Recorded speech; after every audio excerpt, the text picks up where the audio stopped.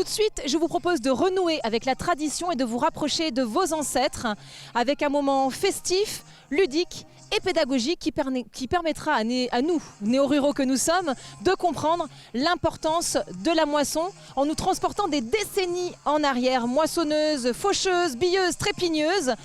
Bon, je vais vous donner des exemples très concrets. Par exemple, un hectare de blé moissonné, c'est 25 000 baguettes. Vous savez, ces bonnes baguettes que vous consommez tous les jours. Et puis même maintenant, le blé dans la papeterie, on s'en sert aussi. Alors plus précisément, l'amidon de blé pour servir de colle dans la pâte à papier. Mais vous allez comprendre tout ça, c'est parti pour la fête de la moisson à Valène. Allez, suivez-moi. Alors à présent, je me trouve avec Carlos dos Santos, un collègue. Bonjour Carlos, ça va bien? Bonjour LMTV, moi ça va impeccable, vous aussi? Ah bah nous on est bien, ça y est, le soleil est revenu. Ce matin il pleuvait, là il fait chaud, on ne sait plus comment s'habiller. Alors Carlos qui anime cette magnifique manifestation qui est la fête de la moisson ici à Valène. Carlos, on n'en est pas à sa première. Et non, ça fait quelques années que j'anime un peu partout, et à Valène en particulier. Depuis 2 ans, il n'y a plus rien, malheureusement pour tout le monde. Et là, on est heureux de pouvoir remettre en valeur le savoir-faire sartois et tout particulièrement à Valène. Alors bon là évidemment ici on l'a bien compris, il est question de moisson, la fête de la moisson. Donc on a de jolies machines à l'ancienne, voilà, pour que les jeunes générations comprennent comment on travaillait auparavant. Et puis bon, il n'y a pas que ça, donc dans cette manifestation il y a plein de choses et notamment les vieux métiers qui sont mis en exergue. Donc qu'est-ce qu'on va trouver sur le site? Alors je sais qu'il y a une reproduction de lavoir qu'on ira voir dans quelques instants. Alors effectivement, il y a l'ancien laboir avec et lave à la main comme dans le temps. Et puis il y a plein de belles machines qui nous rappellent quelques souvenirs, pas pour nous qui sommes encore jeunes, mais pour nos anciens, ils sont heureux de retrouver les outils qu'ils ont travaillés pendant des années. Comme la machine à vapeur, il y en a plein, il y en a pour tous les goûts et vraiment on passe un moment agréable en pensant quelques années en arrière. Et puis c'est intergénérationnel parce que ça permet aussi aux grands-parents d'expliquer un petit peu à leur époque, aux petits-enfants, ben voilà, ça fonctionnait comme ça, on travaillait tout à la main, enfin voilà, c'était un travail qui était rude. Les machines aujourd'hui ont beaucoup évolué évidemment. C'est vrai que les jeunes ils comprennent mieux des fois le travail de leurs anciens en leur montrant les machines avec lesquelles ils travaillaient. C'est magnifique. Et puis ce relais en fait de dire l'évolution qu'il y a eu depuis des années, ben, elle est énorme l'évolution.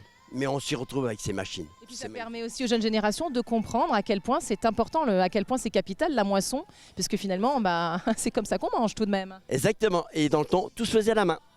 Alors, on va peut-être aller jeter un petit coup d'œil sur ce qui se passe du côté des vieux métiers. On est parti. Allez, je vous suis, Carlos. Merci. Allez, on y va. Bonjour, bonjour. Quel est votre petit nom? Mélanie. Alors, Mélanie, expliquez-nous un petit peu ce que vous êtes en train de faire. Enfin, si tout le monde, même si tout le monde a compris, bien évidemment. Eh ben, on lave le linge à l'ancienne. Et alors, vous êtes accompagné de jeunes apprentis, j'ai l'impression. De mes 2 enfants. Comment s'appellent-ils ces enfants? Marius et Léonie. Alors, je vais aller les voir quand même. On fait travailler des mineurs, c'est pas bien. Comment ça va? Bien. Quel âge as-tu? 12 ans. Et alors pourquoi tu souhaitais travailler avec maman comme ça, faire une reproduction d'un lavoir Bah, pour l'aider. Juste pour l'aider, t'es sympa. Voilà, on est dimanche. Bonjour, comment tu t'appelles toi? Léonie. Et t'as quel âge? 8 ans. Dis donc, t'as eu l'air d'hésiter, t'es pas sûr. Ah, et demi, ah oui, il faut pas oublier le et demi, c'est très important le et demi. Alors ça te plaît de faire de laver le linge à l'ancienne? Oui. T'as vu, c'était dur un petit peu, non? Vas-y, allez fort les mamies, nous on a de la chance avec la machine à laver. Oui. Ouais. T'as pas l'air convaincu quand même? Je sais pas trop. Je sais pas trop. Bon, et vous, parlez-moi de cette expérience. Bah, tous les ans, c'est agréable. Bon, maintenant, le faire tous les jours, je sais pas si j'y arriverai.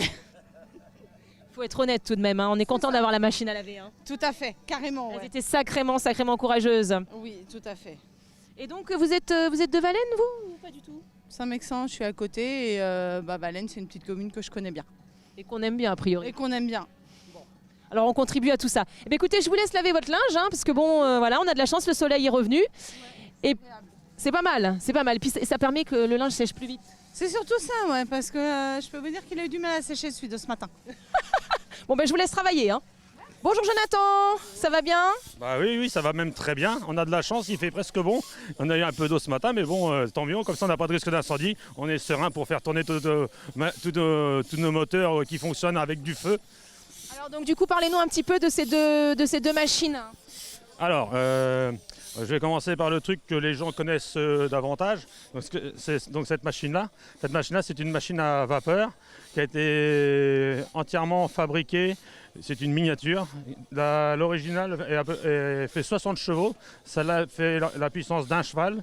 Donc c'est une très belle chaudière qui a été très bien fabriquée à retour de flamme pour récupérer un maximum de la chaleur du feu de bois. Ensuite, le moteur, c'est la copie d'un moteur à vapeur Merlin. Hein, donc d'ailleurs, la grosse chaudière à vapeur qui entraîne là-bas la batteuse est aussi une Merlin. C'est de quelle époque? Alors celle-là, elle a été fabriquée dans les années 2000.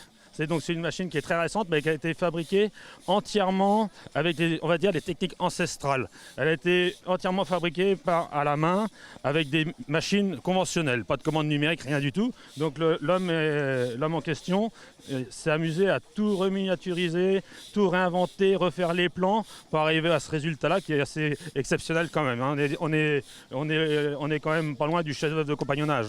C'est magnifique, c'est sublime. C'est un travail de très grande qualité. Elle fonctionne parfaitement bien, donc c'est très sympa. On essaiera l'année prochaine de lui faire entraîner un petit appareil hein, pour que ce soit un peu plus sympa. Bon, là, c'est la première année qu'on la sort.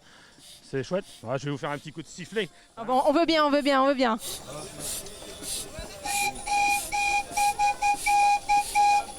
Pas mal. On aime bien le sifflet.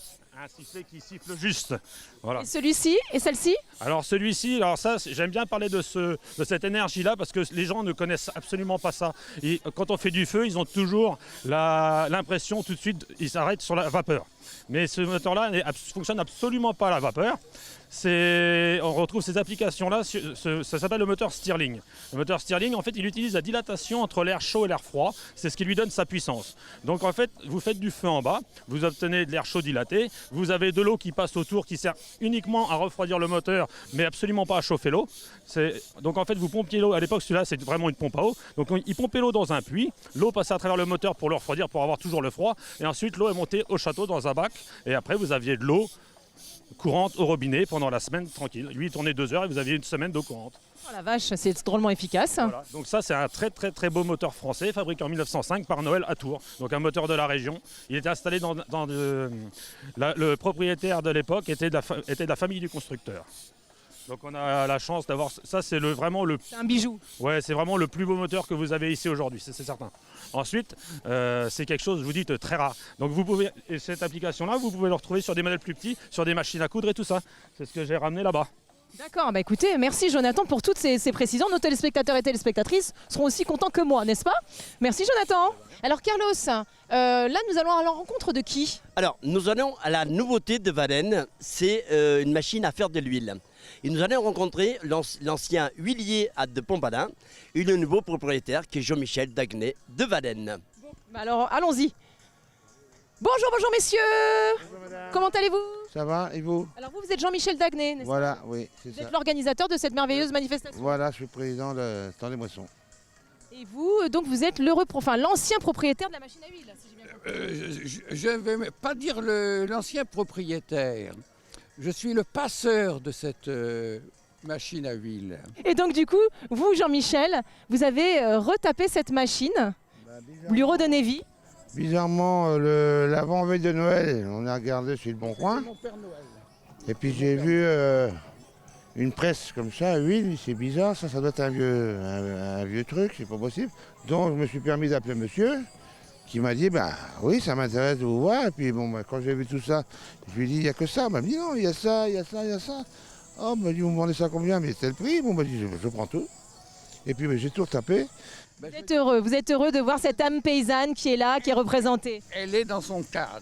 Elle est dans son cadre. Elle est dans son cadre. Grâce à Monsieur Daguenay, elle a trouvé une seconde vie dans ce contexte de la fête de la moisson et c'est merveilleux. Là, si vous voyez, elle est éclatée. C'est vrai qu'il y avait une unité, quelque chose de beau, mais il est venu la casser. Non, mais elle est là, l'unité. Elle est belle, l'unité, elle est magnifique.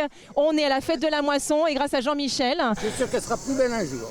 C'est possible, c'est très probable même, mais en tout cas, grâce à Jean-Michel, elle a une seconde vie et c'est merveilleux. Voilà, on est là et... Heureux pour le monsieur de la revoir.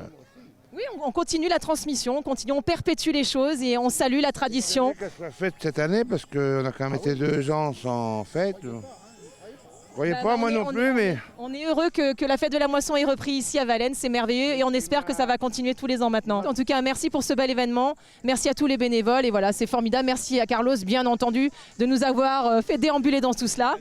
Et on vous laisse à votre fête de la moisson, parce que nous, on doit filer à Marson maintenant. C'est comme ça, toutes les bonnes choses ont une fin. Hein.